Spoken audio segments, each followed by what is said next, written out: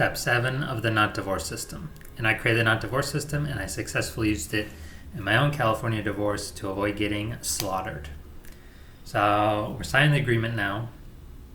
And basically, me and my wife, we didn't negotiate anything about the agreement.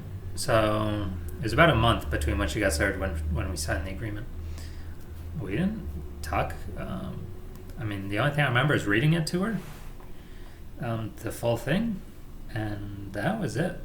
We didn't negotiate at all. I do remember, to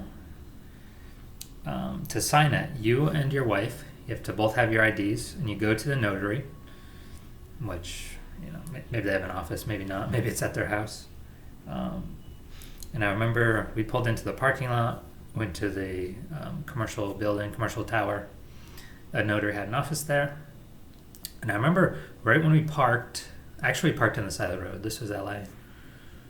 We parked on the side of the road, and so this was 11th hour, right as we were signing it. She was trying to get me to pay some of her rent. And she's like, oh, you're going to leave me and I'm going to be on the street, which I never said any of that to her. But she was trying to get stuff put in literally 11th hour, 55th minute. And I just kept telling her, we'll talk about it later. And then she'd bring it up again, we'll talk about it later. And this is as we're parked at the commercial tower to go up to sign it. She was trying to get stuff put in right at the end. It was just this one thing, trying to put money for her rent.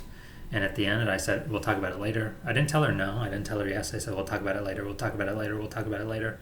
And eventually she stopped and she accepted it. And we got out of the car, went in, went up, signed it. Barely made it by the skin of our teeth. And that was it. You're basically done at that point. You just got to get your files to the lawyer. And so if you want one-to-one help implementing this NOTDivorce system, get in contact with me ASAP because my prices increase $5,000 for every new client I get.